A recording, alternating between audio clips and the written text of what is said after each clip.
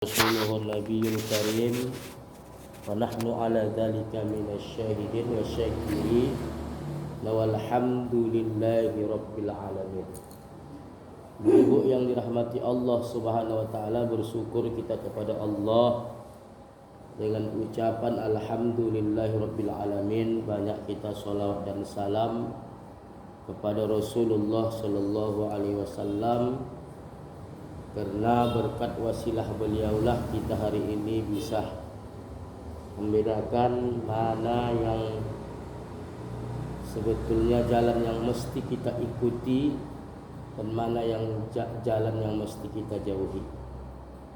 Oleh karena itu, sebagai umatnya yang bersyukur diutusnya Rasulullah, kita pantas banyak memuji, bersolawat kepada beliau dengan satu hajatan niat. Semoga kita yang hadir pada sore hari ini adalah daripada umatnya yang mendapatkan syafaatul uzma yauma la yanfa' malun wala banun illa man atallaha biqalbin salim. Amin ya rabbal alamin. Ibu-ibu yang dirahmati Allah, kalau kita lihat kalender hari ini, kita sudah berada di hari yang ke-25 bulan Muharram 1444 Hijriah.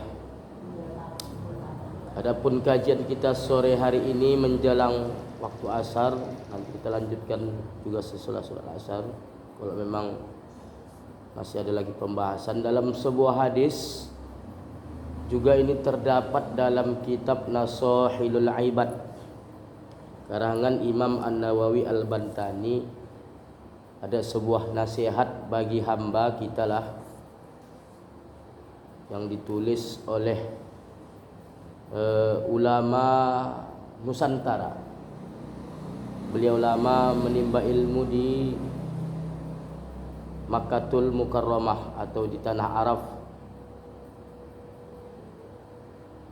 Dalam kitab tersebut Rasulullah SAW pernah bersabda, la tazulu qadama 'abdin yaumal qiyamah hatta yunsa'alahu an umrihi fima abnahu wa an ilmihi fima fa'ala wa ammalihi min aina tasabah wa fihi ma anfaqahu wa am jismihi fima balahu.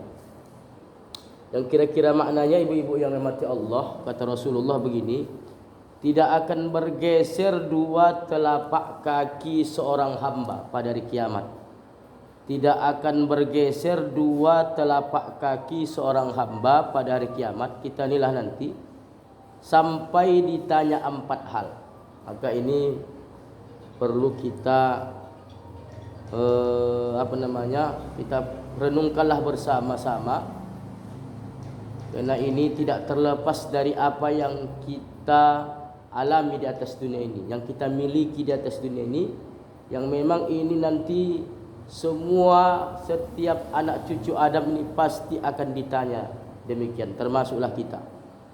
Sekali lagi saya bacakan hadis ini dalam kitab Nashahilul Ibad, hadis riwayat Tirmizi, tingkatan hadis termasuk hadis yang hasan.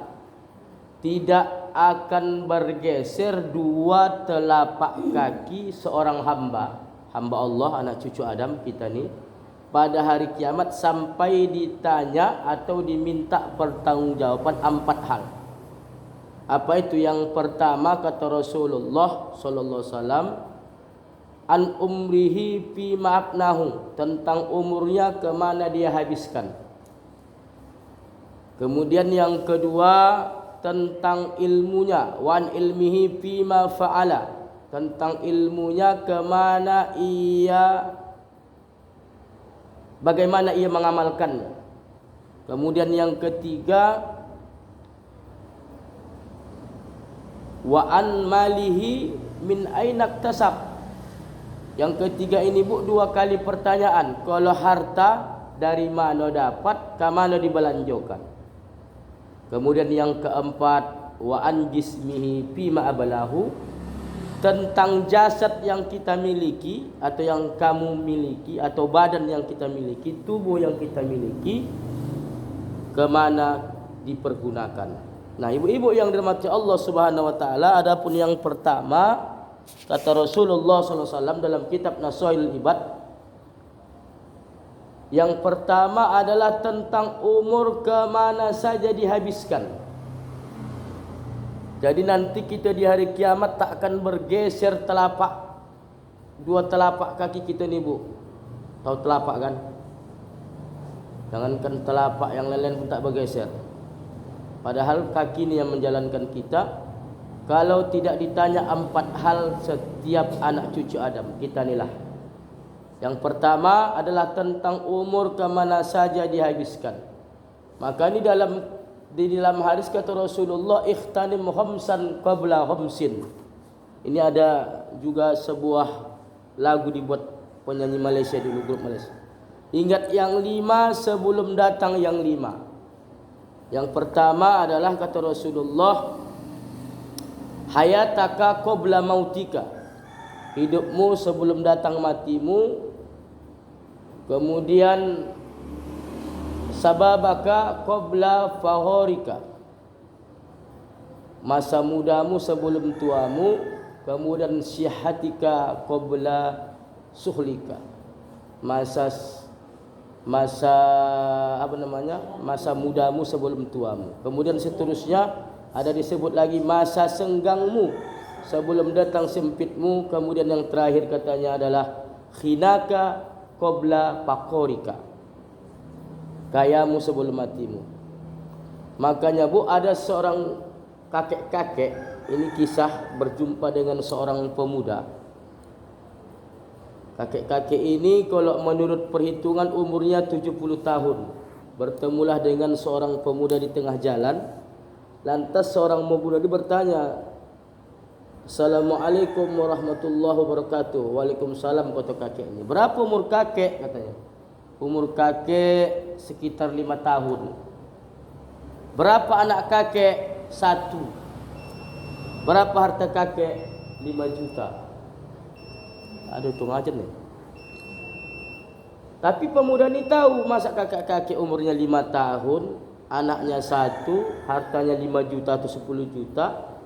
Tapi pemuda ini tidak tinggal diam. Kenapalah kakek bilang umur kakek 5 tahun, sementara menurut perhitungan waktu kakek ini sudah 70 tahun. Betul kata kakek ini, umurku memang sudah mencapai 70 tahun, tetapi rasa-rasanya yang 5 tahun inilah umurku betul-betul kugunakan untuk beramal ibadah di hadapan Allah. Yang 65 tahun potong balik kalau laki-laki, 15 tahun atau 17 tahun lah, itu semua kugunakan untuk menjauhi dari jalan Allah. Bahkan cenderung kugunakan umurku untuk maksiat.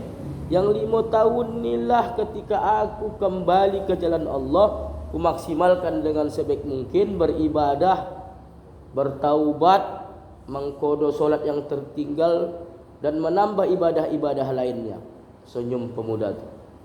Jadi kenapa kakek bilang anak kakek cuma 1? Betul, anakku memang 5 orang, tapi rasa-rasanya yang 1 inilah yang akan melanjutkan keturunanku, yang qurrata ayun, yang menyejukkan pandangan mataku. Kemudian yang keempat ini rasa-rasa borak nanti. Begitu nanti meninggal aku, habis dong ni berbagi harta, sibuk dengan dunianya. Kemudian kenapa senyum pemuda tersebut? Yang kemudian kenapa kakek bilang harta kakek cuma 5 atau 10 juta, sementara aku tahu kakek itu seorang pengusaha. Kan selalu. Ayo, lanjut. Nanti kita kaji bu, lanjut ya. Demikian, nanti selesai asar kita lanjutkan. Bila taufiq wal hidayah. Wassalamualaikum warahmatullahi wabarakatuh. Sebelum ada doa coba. Sudah ke doa nanti kali. Dah ada.